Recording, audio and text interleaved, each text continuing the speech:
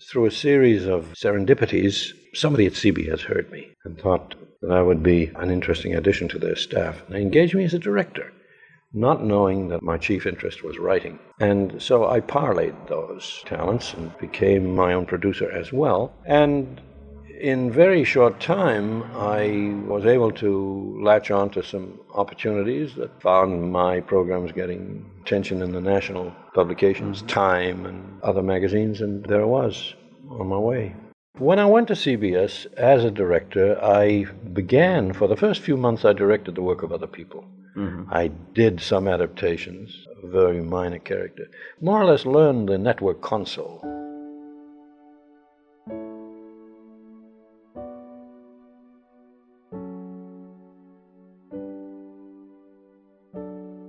Norman Corwin was 27 years old when he was hired by CBS in April of 1938.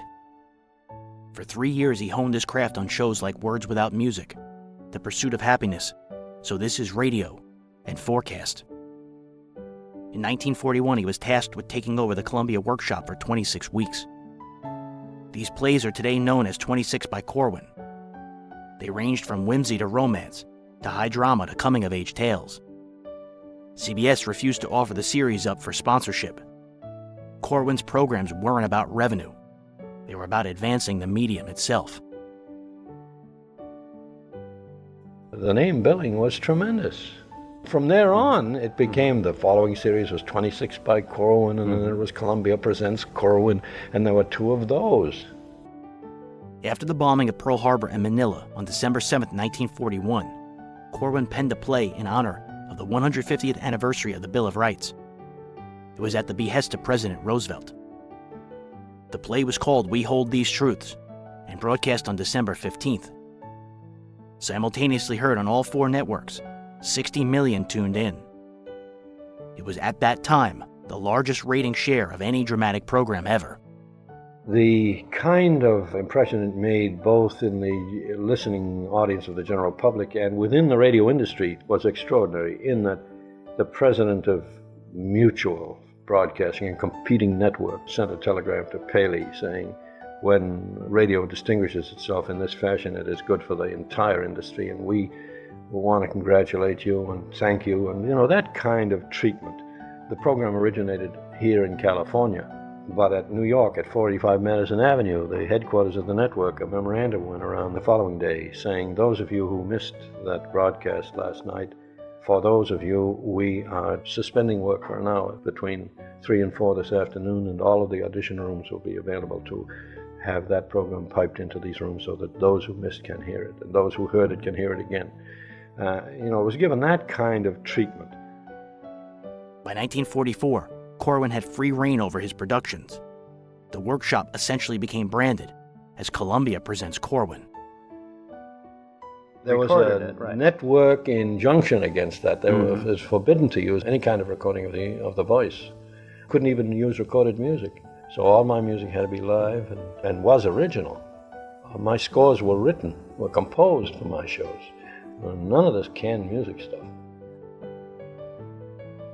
Corwin had previously adapted Carl Sandburg's The People, Yes 3 times. At 8 p.m. over CBS on D-Day, Corwin presented the first in An American Trilogy on Carl Sandburg, featuring Charles Laughton. The following 2 weeks he'd present Part 2 on Thomas Wolfe and Part 3 on Walt Whitman. Opposite NBC broadcast a special version of The Ginny Simms Show.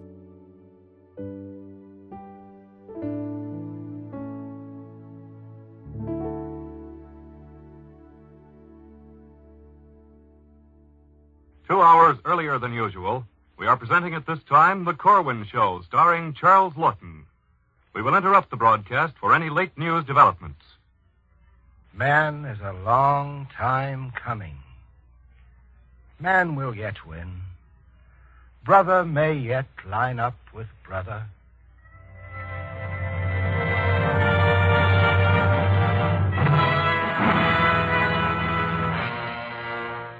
Columbia presents Corwin.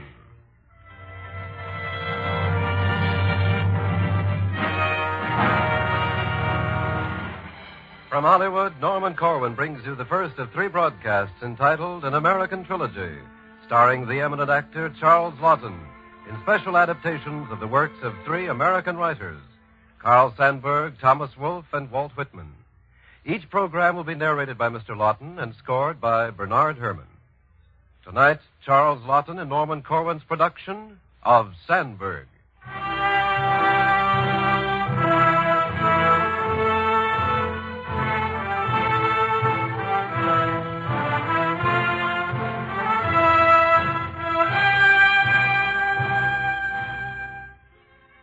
Nothing we can part with, nothing we can say goodbye to, nothing of material and practical contribution is to be mentioned for comparison with the pouring out of the blood of our picked and chosen youth on altars dedicated to national existence and the rainbow hopes of the four freedoms.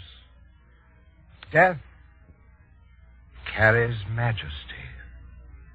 The dust of vanished youth can be sacred. The phantom of a good fighting man can come back asking, how goes the flag I fought for? Has any man's dream of a better world been helped?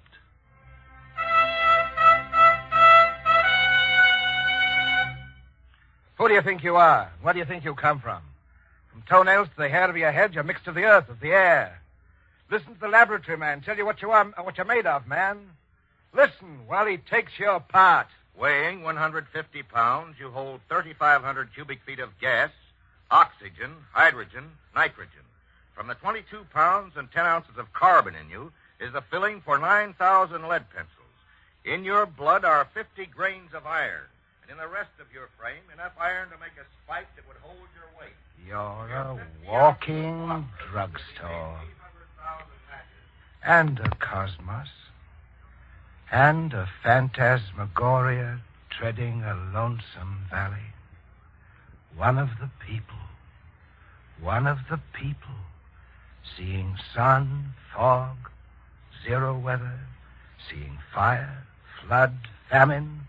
Having meditations. One of the people. Yes, the people. A seething of saints and sinners, toilers, loafers, oxen, apes, the one and only source of armies, navies, work gangs, the living, flowing breath of the history of nations, the little family of man hugging the little ball of earth. The root holds of the earth nourish the majestic people. And new generations with names never heard of plow deep in broken drums, piling revolt on revolt across night valleys, letting loose insurrections, uprisings, plodding in a somnambulism of fog and rain, till a given moment exploded by long-prepared events.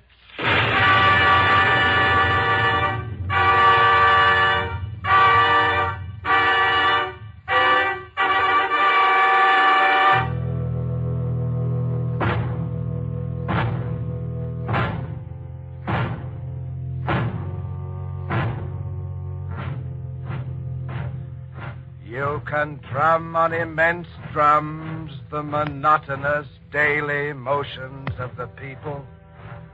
On immense drums you can drum the monotonous daily motions of the people, taking from earth and air their morsels of bread and love, a carryover from yesterday into tomorrow.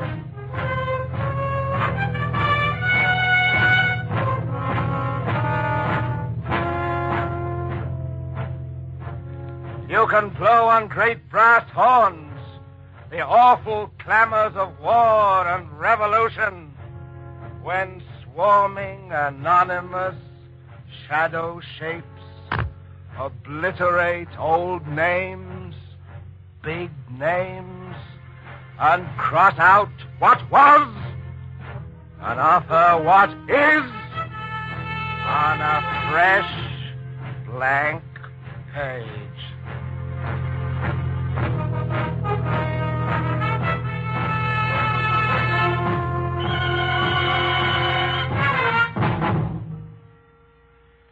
Across the bitter years, the deathless dream will be the stronger. The dream of equity will win.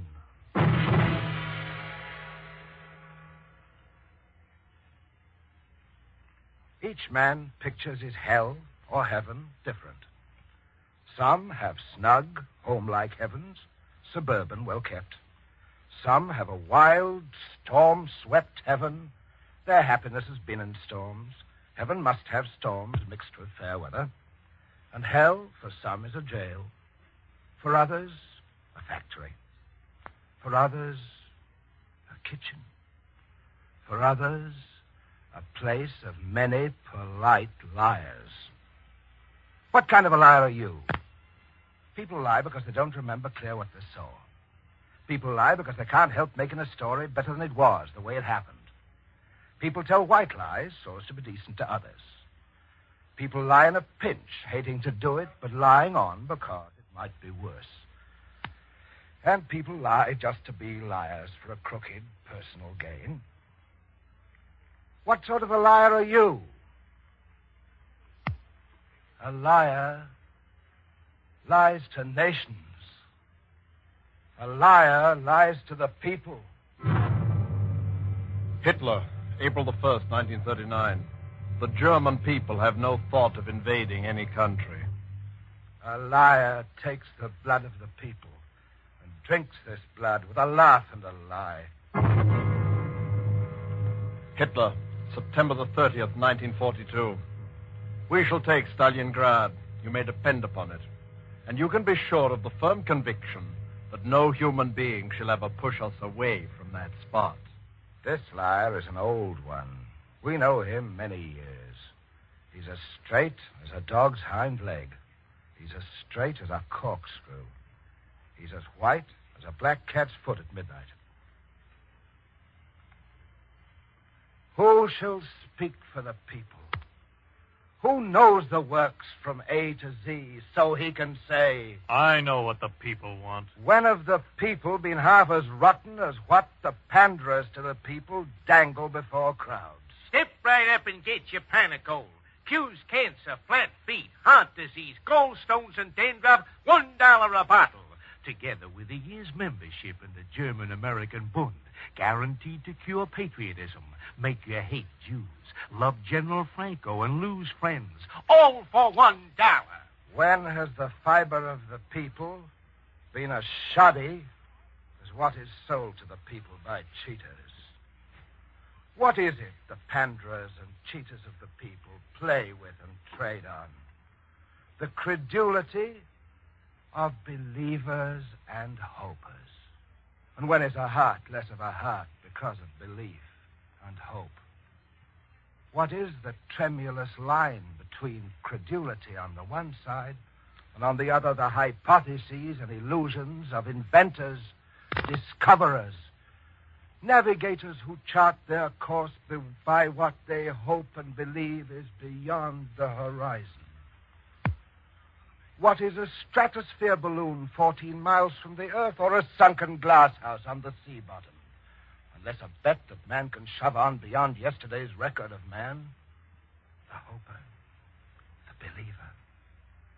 How like a sublime sanctuary of human credulity is that room where amid tubes, globes, and retorts, they shoot with hydrogen and batter with fire streams of power, hoping to smash the atom. The constitution of the neutral atom can be studied by hypothecating a process by which N electrons are captured and bound in the field of force surrounding... Who are these bipeds trying to take apart the atom and isolate its electrons and make it tell why it is what it is? Believers and hopers. Let the work of their fathers and elder brothers be canceled this instant, and what would happen? Nothing. Only every tool, bus, car, bulb, print, film, instrument, depending for its life on electrodynamic power, would stop and stand dumb and silent. Believers and hopers.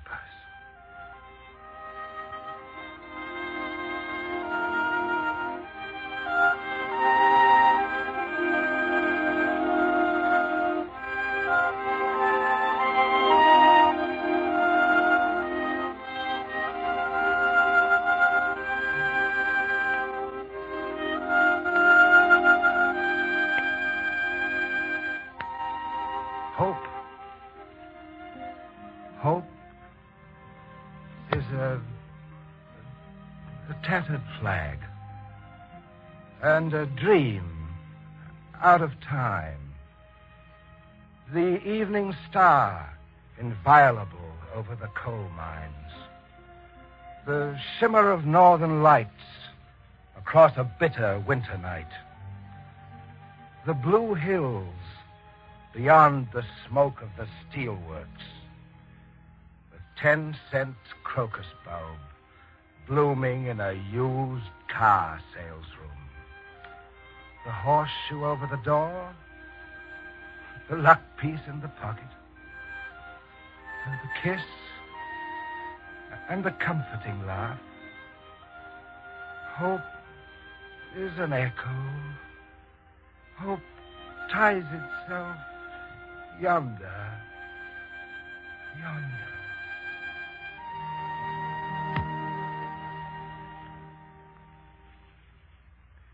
I have looked over the earth and seen the swarming of different people to a different God. White men with prayers to a white God. Lord, do I put my trust? Let me never be ashamed. Deliver me in thy righteousness. Bow down thine ear to me. Deliver me speedily. Be thou my strong rock. Black men with prayers to a black God.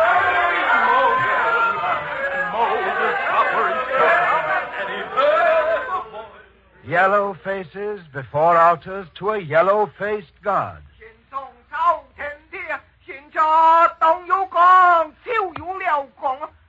Amid burning fires, they have pictured God with a naked skin.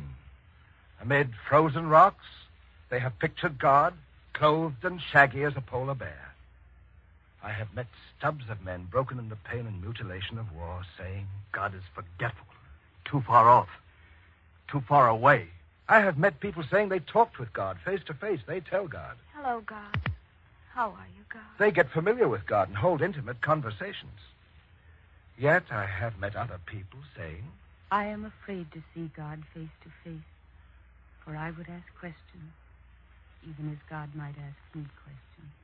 I have seen these facts of God and man, an anxious earthworms hunting for a home. I have seen the spotted sunset sky filled with flights and wings, and I have heard high in the twilight blue the propellers of Man in the Evening airmail droning from Omaha to Chicago, droning across Iowa and Illinois. I have said, the prints of many new wings, many fresh flights, many clean propellers shall be on the sky before we understand God and the works of wings and air.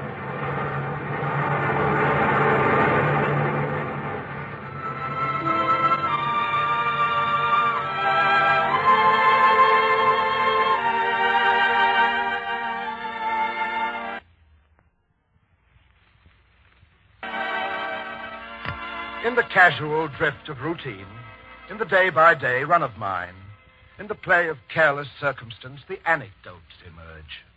Alive with people, in words, errands, motives, and silhouettes.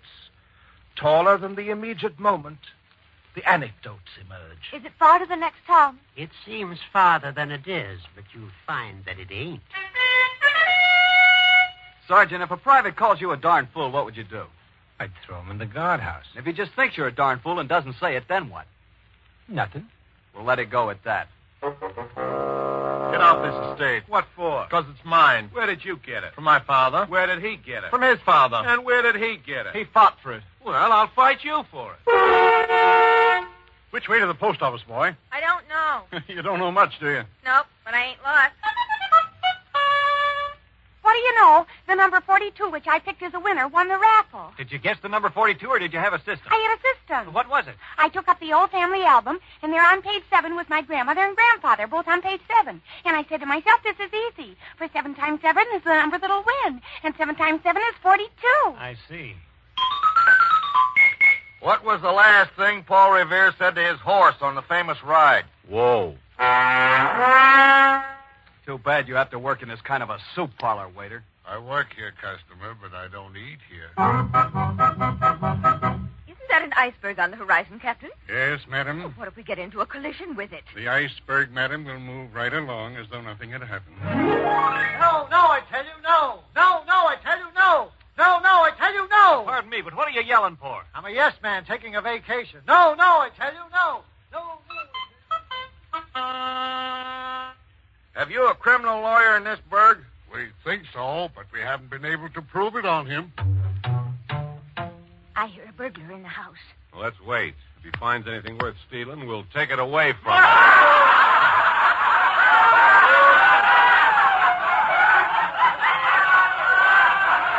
The anecdotes emerge, alive with people in words, errands, motives.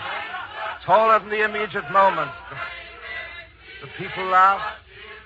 The people sing. The gang in its working clothes. The picnic bunch in its best bib and tucker. Hicks from the sticks and big town Hicks. They sing whatever they want to. And it may be the old rugged cross, or the old gray mare, or a late hit. They are hit by the hit songs. It's only a hit when it hits them. They soon drop it like a hot potato, or they hold on to it for keeps. And whenever they keep changing a song with tunes twisted 40 ways and new verses you never heard of, at last, then, it's a folk song. What used to be many long years ago. Many long years ago. Many long years ago. He was in Cincinnati. She in Burlington. He was in a gang of postal telegraph linemen. She was a pot wrestler in a boarding house. She wrote him. The crying is lonely. He answered. The same here. The winter went by, and he came back, and they married. And he went away again where rainstorms knocked down telegraph poles and wires dropped with frozen sleet. And again she wrote him. The crying is lonely. And again he answered. The same here. Their 5 children are in the public schools. He votes and is a taxpayer. They are known among those who know them as honest American citizens living honest lives. Many things that bother other people never bother them. They have their 5 children, and they're a couple. A pair of birds that call to each other and satisfy. As sure as he goes away, she writes him. The crying is lonely. And he flashes back the old answer. The same here. It's a long time since he was a gang lineman at Cincinnati, and she was a pot wrestler in a Burlington boarding house. Yet they never get tired of each other. They're a couple.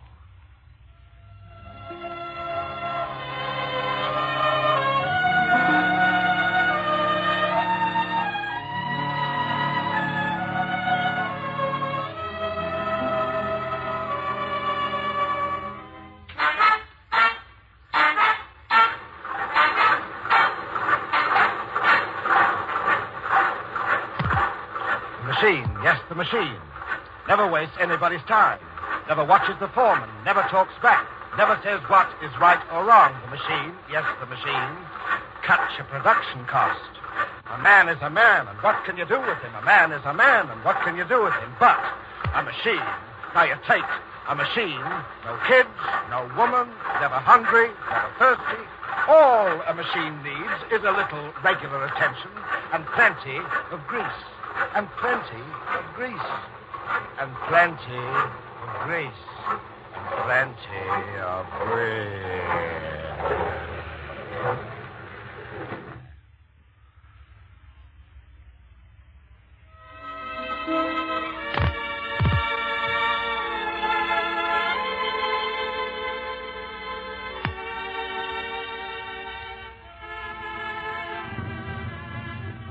A father sees a son nearing manhood. What shall he tell that son? Life is hard. Be steel. Be a rock. And this might stand him for the storms and serve him for humdrum and monotony and guide him amid sudden betrayals and tighten him for slack moments. Life is a soft loam. Be gentle. Go easy. And this, too, might serve him. Brutes have been gentle, their lashes failed. The growth of a frail flower in a path-up has sometimes shattered and split a rock. A tough will counts. So does desire.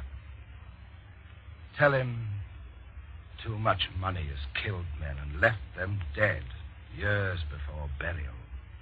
The quest of lucre beyond a few easy needs has twisted good enough men sometimes into dry, thwarted worms. Tell him time as a stuff can be wasted. Tell him to be a fool every so often and to have no shame over having been a fool, yet learning something out of every folly, hoping to repeat none of the cheap follies, thus arriving at intimate understanding of a world numbering many fools. Tell him to be alone often and get at himself. And above all, tell himself no lies about himself, whatever the white lies and protective fronts he may use amongst other people. Tell him solitude is creative if he's strong, and the final decisions are made in silent rooms. Tell him to be different from other people if it comes natural and easy being different. Let him have lazy days seeking his deeper motives. Let him seek deep for where he's a born natural. Then he may understand Shakespeare and the Wright brothers, Pasteur, Pavlov, Michael Faraday, and free imaginations bringing changes into a world resenting change.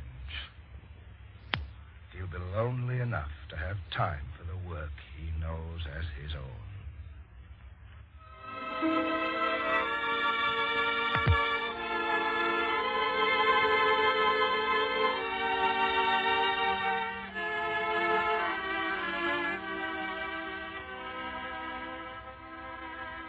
The people is a cauldron and reservoir of the human reserves that shape history.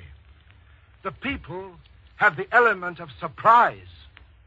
Where are the kings today? What has become of their solid and fastened thrones?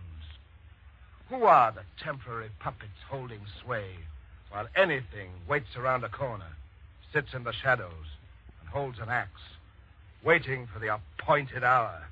The Tsar has 8 million men with guns and bayonets. Nothing can happen to the Tsar. They said that for years. As a portent and an assurance, they said with owl faces, nothing can happen to the Tsar. Yet the Tsar and his bodyguard of 8 million vanished. And the Tsar stood in a cellar before a little firing squad. The command of fire was given. And the Tsar traveled into an ethereal, uncharted Siberia. While 2 Kaisers also vanished from thrones, ancient and established in blood and iron. 2 Kaisers backed by 10 million bayonets had their crowns in a gutter. In the shove and whirl of unforeseen combustions, the people, yes, the people, move eternally in the elements of surprise, changing from hammer to bayonet and back to hammer. The Hallelujah Chorus, forever shifting its star soloists. Who can fight against the future? What is the decree of tomorrow? Haven't the people gone on and on, always taking more of their own? How can the orders of the day be against the people in this time? Who can stop them from taking more and more of their own? The old anvil laughs at many broken hammers. There are men who can't be bought. The people will live on. The learning and blundering people will live on. Tricked and sold and again sold, they go back to the nourishing earth for root holds. The people, so peculiar in renewal and comeback, you can't laugh off their capacity to take it. Can the wilderness be put behind, Shall man always go on, dog eat dog? Who says so? The stronger, and who is the stronger? And how shall the stronger hold on as the stronger? Will tomorrow right? Of the people, by the people, for the people. What mockers ever wrung a crop from a waiting soil? Or when did cold logic bring forth a child? They asked a kite-flying sky-gazer. What use is And he wished in return to know. What use is a baby? The dreaming scholars who questioned the useless, who wanted to know merely for the sake of knowing. They sought and harnessed electrodynamic volts, becoming in time 30 billion horses in one country, becoming in time 30 billion horsepower. And is this an early glimpse, a dim beginning, the first hill in a series of hills?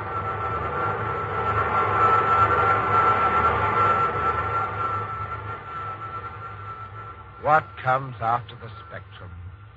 With what will the test tubes be shaken tomorrow? For what will the acetylene torch and pneumatic chisel be scrapped? What will the international partnerships of the world laboratories track down next? What new fuels, amalgams, alloys, seeds, crossbreeds, unforeseen shortcuts to power? Whose guess is better than anybody else's on whether the breed of firebringers is run out? Whether light rays, death rays, laugh rays, are now for us only in a dim beginning. Whither away? And where do we go from here? Across the bitter years and the howling winters, the deathless dream will be the stronger. The dream of equity will come.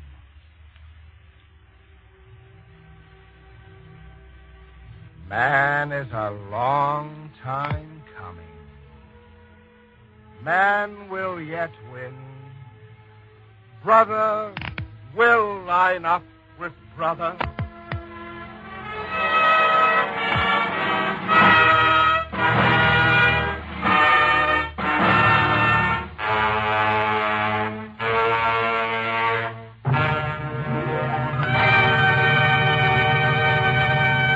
You have been listening to Charles Laughton and Norman Corwin's adaptation and production of Sandburg, first of an American trilogy based on the works of three great modern writers. With Mr. Laughton in the cast were Hans Conried, Wally Mayer, Mercedes McCambridge, Dick Ryan, Joan Loring, Will Wright, Joe Granby, Lorene Tuttle, Bob Bruce, Norman Field, Earl Ross, Horace Willard, Peter Chong, Franklin Parker, Harry Bartell, Edward Marr, and Earl Robinson. Bernard Herrmann composed and conducted the original score. At this same time next week, CBS will bring you the second program of An American Trilogy, Corwin's production of selections from the writings of Thomas Wolfe, again with an original score by Columbia's prize-winning Bernard Herrmann. The Ironized East Big Town program was canceled tonight in order to bring you the previous broadcast. Big Town will be heard at this same time next week over these same stations. This is CBS, the Columbia Broadcasting System.